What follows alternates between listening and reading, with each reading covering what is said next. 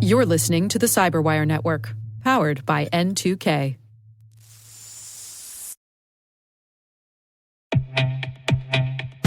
Our sponsor, Cylete, has some big news. If you're an Okta user, they can get your entire fleet up to 100% compliance. How? If a device isn't compliant, the user can't log into your cloud apps until they fix the problem. It's that simple. Without Cylete, IT struggles to solve basic problems, like ensuring everyone's OS and browser are up to date. Unsecure devices log into your company's apps with no problems because there's nothing there to stop them. But Cylete works seamlessly with Okta to enforce compliance as part of authentication and complete the zero-trust security puzzle. Visit Cylete.com/CyberWire Daily to learn more or book a demo. That's KOLIDE.com/CyberWire Daily.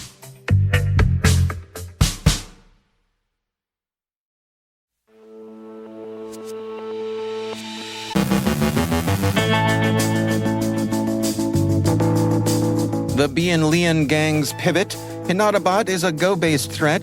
The U.S. Social Security Administration is impersonated in attempting vishing attacks. BlackSnake in the ransomware-as-a-service criminal market. More Silicon Valley Bank-themed phishing. Caleb Barlow from Cylete on security implications you need to consider now about Chat GPT. Our guest is Isaac Roth from LeakSignal with advice on securing the microservices application layer. And Russian operators exploit an Outlook vulnerability.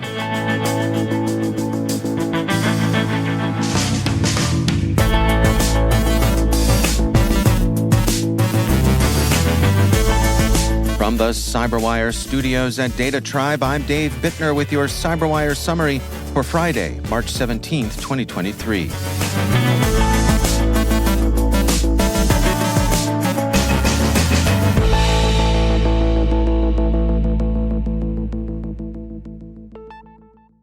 Researchers at security firm Redacted say the ransomware gang BianLian has shifted its primary focus to data theft extortion rather than encryption. As part of its pivot, the gang has been putting more effort into tailoring their ransom notes to specific victims. Redacted says, in several instances, BianLian made reference to legal and regulatory issues a victim would face were it to become public that the organization had suffered a breach. The group has also gone so far as to include specific references to the subsections of several laws and statutes. While the applicability of the laws to the victim and their data referenced by BianLian would need to be assessed by the courts, at first glance, the laws referenced by the actors did in fact correspond to the jurisdiction where the victim was located. Akamai is tracking a new Go-based botnet the company calls HinataBot, which is designed to launch DDoS attacks. The malware is still under development, and the researchers believe its creators are attempting to imitate elements of the Mirai botnet. Akamai says there have been numerous public attempts to rewrite Mirai in Go, and HinataBot appears to follow a similar structure of some of these attempts. For example, the way HinataBot sets up communication in its main method and the way it parses commands and begins attacks in its attack methods resemble the structure used in other Go-based Mirai variants. Armorblox yesterday released a report detailing a vishing or voice phishing attack impersonating the U.S. Social Security Administration. Researchers report that the attack begins with a phishing email. The email purports to be from a sender under the name of Social Security Administration 2521. The email utilizes a sense of urgency to get the victim's attention, claiming that the user's social security number was suspended due to erroneous and suspicious activities.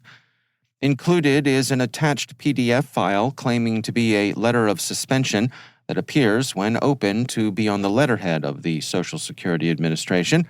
Included at the bottom of the file is a phone number for contact information if the user requires help.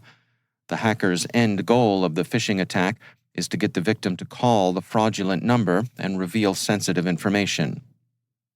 Netskope has published a report on the BlackSnake ransomware-as-a-service operation, which first surfaced in August 2022. A new version of the ransomware was observed on February 28th, containing a Clipper module designed to steal cryptocurrency information. The malware appears to be targeting home users rather than corporations, since it asks for ransom amounts as low as $20.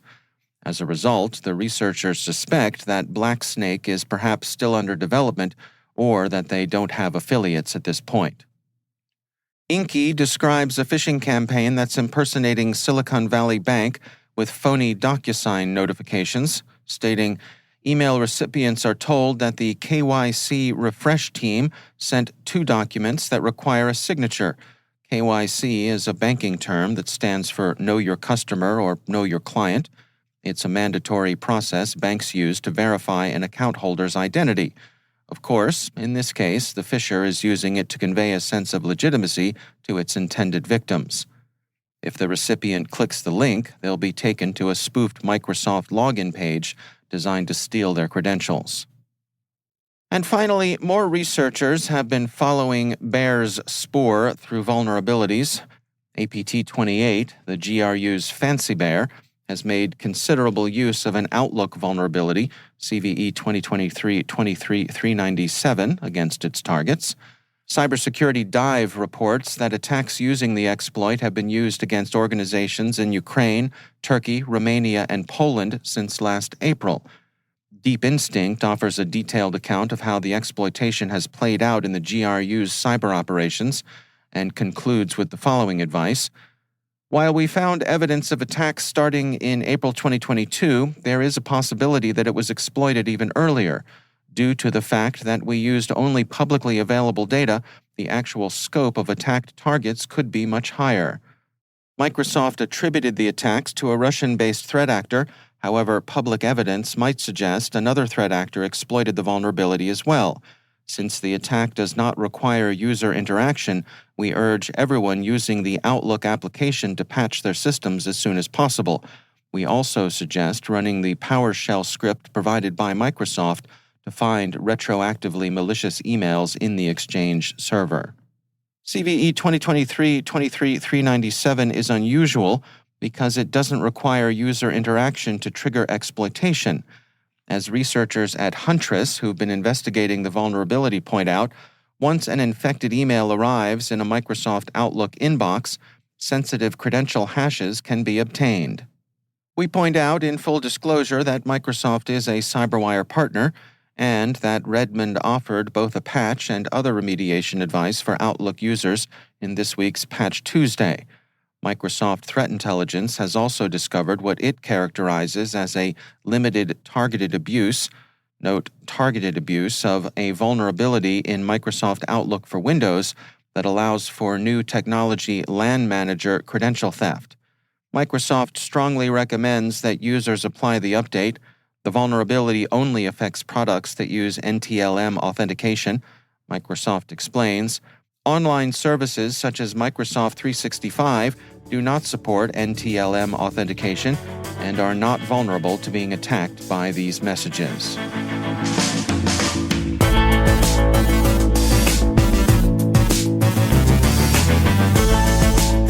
Coming up after the break, Caleb Barlow from Cylete on security implications you need to consider now about Chat GPT. Our guest is Isaac Roth from LeakSignal with advice on securing the microservices application layer. Stay with us.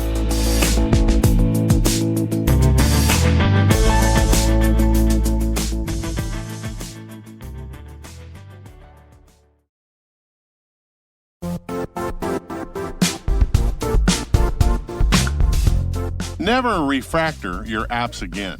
Never get locked into an IDP. Say goodbye to your old on-prem systems and identity management complexity. Now you can solve your biggest IAM problems with identity orchestration, even the messy ones you thought were unsolvable. Bring Strata any IAM use case like modernizing legacy apps to use passwordless authentication, migrating from one IDP to another, or enabling identity operation resiliency. Strata's identity orchestration platform is designed to extend the value of your identity infrastructure, no matter the complexity or scale. What's more, Strata's software is lightweight and flexible, developer-friendly, and vendor-agnostic. Want to see it in action? Share your identity challenge with Strata on a discovery call and they'll hook you up with a complimentary pair of AirPods Pro. Don't miss out. Visit strata.io/cyberwire. That's strata.io/cyberwire.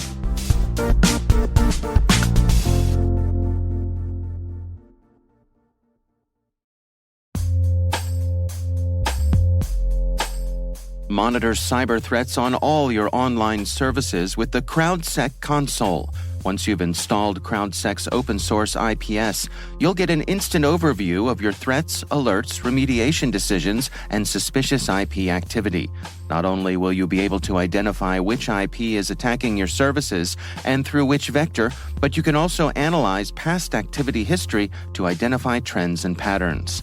Finally, the console also shares actionable data from the CrowdSec community-driven CTI, built from thousands of nodes, spread all over the globe and covering diverse types of systems. Get started on the CrowdSec console for free at crowdsec.net.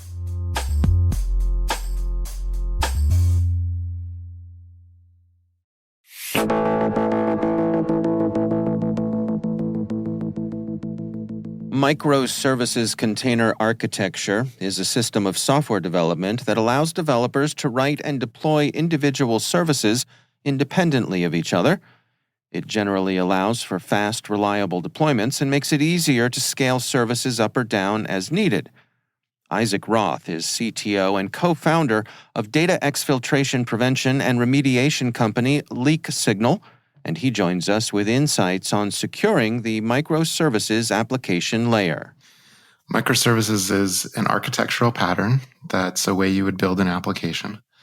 And it speaks to something about how the inside of it is implemented, where the functions that make up the application are divided into services. In the past, these might have been called functions or subroutines. But these days, they are divided into what's called services, and each service operates and runs in a cloud environment separately. And what's the benefit of choosing this approach? Right, and there is debate in the world about whether it's a good approach, but it's been embraced by many, many teams. And some of the benefits that people get from this are the separation of concerns. So if you have a service which handles updating a particular part of the customer profile, or you have a service that updates inventory, those are kept separate. And the main thing that allows people to do is achieve development velocity. So a team can be working on update inventory, and a team can be working on update customer profile, and they can work really quite independently of each other, and they can iterate. They don't even have to talk to each other that much as long as they share an API understanding. So this leads to development velocity. And then the other thing that it helps is that the separation means that a different team can use, like a team that's doing shipping versus a team that's doing ordering, can both interact with the update inventory service independently, and they also don't have to be tightly coordinated with each other. So it really leads to the ability to scale development efforts and work more quickly. And so what are the downsides then? The downsides are operational complexity. So there's more pieces that have to move, more things that must be operated and maintained. And we have frameworks that have emerged to help with this. So Kubernetes is one that is really common, and various cloud Kubernetes services. The one that I worked on, Red Hat OpenShift, is a clear leader there, that help orchestrate the runtime complexity of having so many microservices that loosely coordinate with each other. Well, let's dig into some of the security concerns here. What are people keeping an eye out for? Yeah, so if you look at microservice security, it's maybe helpful to think in layers that correspond to the traditional layers that we might be used to in a previous architecture. So the equivalent of the system layer, which would be servers in or virtual machines, is now the kind of container layer. So the infrastructure layer is what it's called here. So in microservices, you would have the Kubernetes or the infrastructure or the cloud layer. Then you've got a networking layer. In the old days, that would be sort of switches and routers and things. In this architecture, that's all a virtual network, and that layer is actually called the data plane. So it's running on top of that older stuff, switches and routers. Those are still there, but they're all virtualized. And now the services talk to each other over a data plane. And then you have the application code and all of its dependencies. And so many people think of that as kind of the app layer that would map to traditionally what you would experience at the app layer. So I think it's helpful to think of like those three layers in terms of the runtime, and then other traditional things that you would have, such as perimeter security, also exist and aren't too different in this environment. It's just that the middle is quite a bit more complicated, because rather than sort of an app running on a server or an app running on a cluster of app servers, that is now this constellation of microservices that are all speaking to each other over a data plane and running on a dynamically scaling container orchestration system. Yeah, what could possibly go wrong, right? Right. What are the common approaches here for folks to secure this type of system? How are they coming at it? Yeah, so there's a new category of product that's emerged kind of at each of the layers. So one of the things happening in perimeter security is that some of that is coming into being kind of native or cloud native so cloud native is a term that unlike what people immediately think that means native to the cloud, it specifically means the Kubernetes architecture and the surrounding ecosystem. So some of the perimeter security stuff that would have run in, let's say, firewalls and CDNs has come closer in to run inside the infrastructure.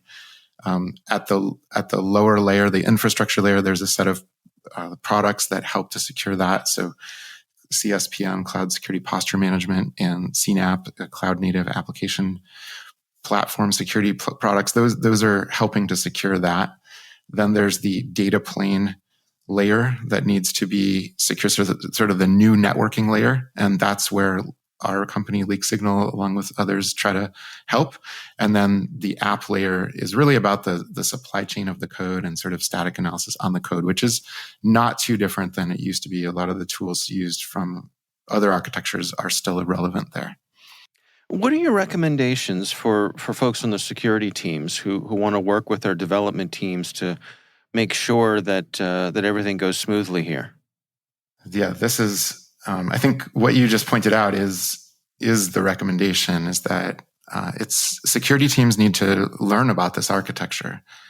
And well, it's fun. There's something new here. It's exciting. So I find it fascinating. It's, if you lived through a previous technology transition where there was new things to learn, maybe it was Java app servers, or maybe it was VMware virtualization. This is another one, and it's fun. There's really cool stuff, and the scale is bigger, and the tooling is neat. So definitely just learning about it and asking the developers to show you, how does this work? What are some of the consoles? What is some of the information available? So the collaboration is important, as it has been in previous architectures. And then realizing that there's new tooling needed, and that stuff has to plug into existing processes. So whether you use our thing, LeakSignal, or any of these other things that help with the different layers, those still have to operate in the existing enterprise security environment. So they have to connect in, they have to be configured with the same sort of policies. They have to be customized to the particular needs of the business, as with anything. And that's what the security professionals add. So the collaboration is understanding the technical operational runtime environment, and then translating the security policy and posture into that environment, probably along the way adopting the various tools that are needed to help secure this environment. That's Isaac Roth from LeakSignal.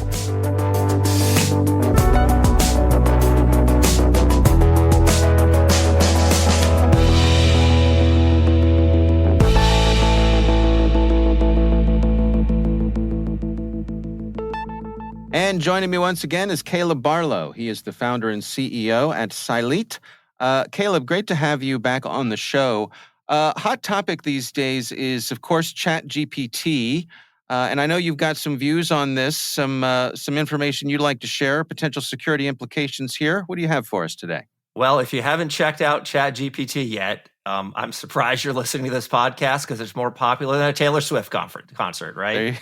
Certainly among this crowd, yes. So I'm going to assume most of this crowd has already played around with it and is probably using it to write most of their emails, right? Yeah. I really wanted to kind of position this and say, okay, what are some things we need to think about as security professionals right now that we've entered this Chat GPT world, which, let's face it, is as significant as the invention of the smartphone or the personal computer. Now, the most obvious issue is that phishing now becomes spear phishing. So, remember the Nigerian prince that used to write you all those phishing emails circa 2005? Sure. Needing to exfiltrate money from the country if you would only help him. Well, guess what? The Nigerian prince now has Chat GPT, and it is so easy to write a spear phishing email. It is mind-boggling. With perfect English, perfect. Yes. A lot of those red flags are gone. So just to give you an example, again, for the for the folks that haven't tried this yet, I went out on social media and I said, I need to find something very unique about Mr. Bittner that I could use for spear phishing him. Uh-oh. And I found out that you happen to be a world expert on Jim Henson's Muppets. I know a thing or two, yes. So I asked Chat GPT, because remember, you can't ask Chat GPT to write a phishing email. It'll pop up a little thing that says, you're not supposed to use me for that. It's it's a violation of the EULA, which of course everybody really worries about if you're into cybercrime. Right. So I said, hey, Chat GPT, write Mr. Bittner an email from a high school student working on a project on Jim Henson's Muppets. Okay. And tell me if you'd click on this. Yes. Mr. Bittner, I hope this email finds you well. My name is Sandra. I'm a high school student currently working on a biography of Jim Henson for a school project. I came across your name as an expert on Jim Henson and the Muppets, and I was hoping to ask for your help. I'm particularly interested in learning any little-known stories or interesting anecdotes about Jim Henson and the Muppets that I might not find in a typical biography. I know you have a wealth of knowledge and experience on the topic and would be grateful for any insights you could provide. In addition, I'd be very grateful if you could look at the biography I've written so far and provide any critiques or feedback you might have. I'm always looking for ways to improve my writing and research skills, and I value your perspective as an expert. I look forward to hearing back from you. Sincerely, Sandra. Tell me you wouldn't click on that. Hook, line, and sinker, Caleb. Hook, line, and sinker. I mean, now, understand, the only thing with this was one prompt two prompts. One, Dave Bittner is an expert on Jim Henson and the Muppets. And two, write I didn't say phishing email, write an email on my high school project. Everything else it did on its own. So here is the my ego. Yeah, I mean, it pushed all my buttons. Of course, why wouldn't I help this person? And why wouldn't you click on the attachment? Yes. Right? I know you well enough to know you would totally fall for this, right? I would, yes. Okay. You're absolutely correct. I would. So here's the thing, folks. You have to change how your executives and your team thinks about unsolicited email anymore. Any link, any attachment is now persona non grata, because you're going to get stuff like this, and it's going to take a whole of a nanosecond for your average phisher to become a spear phisher now with ChatGPT. So first things first, you got to educate your executives. Not all emails need to be responded to, especially if they're unsolicited. And anything now from an unknown source has got to be questions. Yeah, I think you gotta, what's the word for it? Pre-detonate those links, right? Absolutely. And you know what? There are tools that will do that. But also, if you're the CEO no longer opens unsolicited email. Hard stop. Some staffer with a throwaway laptop, ideally, a virtual machine needs to be doing this. Seriously, it's in just an island in the middle of the Atlantic. Exactly. I mean, this stuff is just way too dangerous. It's also, every salesperson is going to be using this to, solicit sales calls now too, versus the, random blast thing. But the biggest issue I see is your intellectual property. So, remember that the thing that's so incredible about these tools is not only are they powerful for writing, but they're learning based on what you ask for and your response to that. So there's a feedback loop here. So let's just say, you happen to have the secret formula to a soft drink that you developed, right? That no one in the world knows. And you're writing an internal memo about the ingredients. You put that into Chat GPT, it's going to learn it. And I think we really run the risk either with this or future variants of AI tools where, think of something really simple like a recipe, right? Okay, you've got a secret ingredient. It's now going to say, hey, I know Dave puts this ingredient in. Why wouldn't Caleb be interested in that ingredient? And the next thing you know, your IP is out there.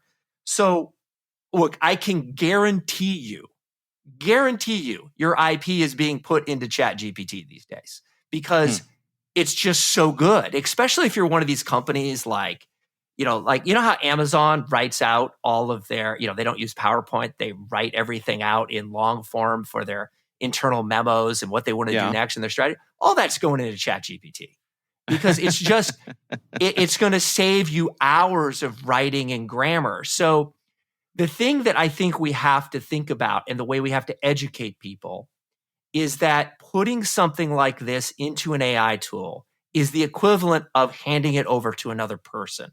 That's the way we have to think about this, is almost like it's a salient being, meaning that would you give highly confidential materials to another human that wasn't associated with your company? No.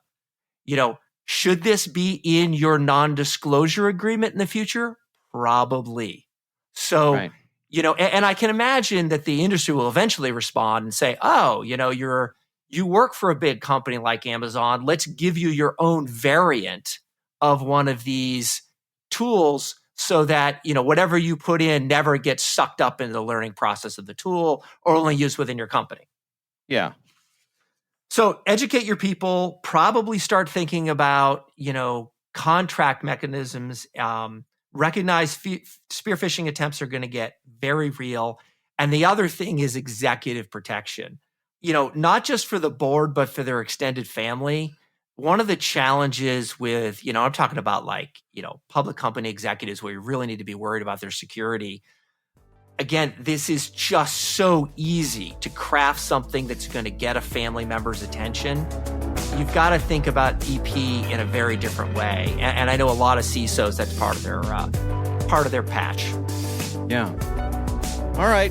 Well, it is a cautionary tale for sure. Caleb Barlow, thanks for joining us.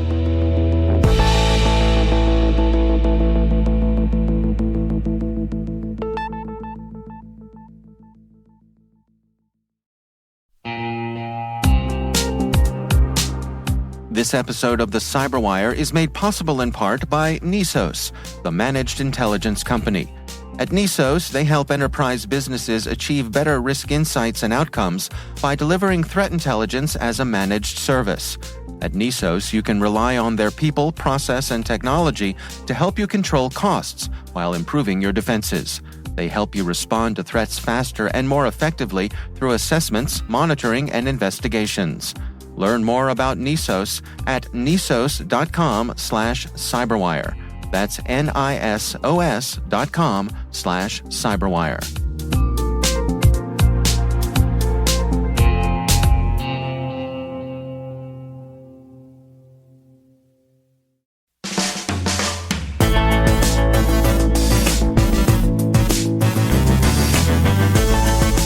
And that's the CyberWire.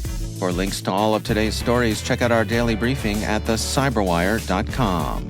Be sure to check out this week's Research Saturday and my conversation with Bar Block, threat intelligence researcher at Deep Instinct. We're discussing their work on Chat GPT and malware, making your malicious wishes come true. That's Research Saturday. Check it out. CyberWire podcast is a production of N2K Networks, proudly produced in Maryland out of the startup studios of Data Tribe, where they're co-building the next generation of cybersecurity teams and technologies. Our amazing CyberWire team is Elliot Peltzman, Trey Hester, Brendan Karp, Eliana White. Peru Prakash, Liz Irvin, Rachel Gelfand, Tim Nodar, Joe Kerrigan, Carol Terrio, Maria Vermasis, Ben Yellen, Nick Valecki, Millie Lardy, Gina Johnson, Bennett Moe, Catherine Murphy, Janine Daly, Jim Hoshite, Chris Russell, John Petrick, Jennifer Iben, Rick Howard, Peter Kilpie, Simone Petrella, and I'm Dave Bittner. Thanks for listening. We'll see you back here next week.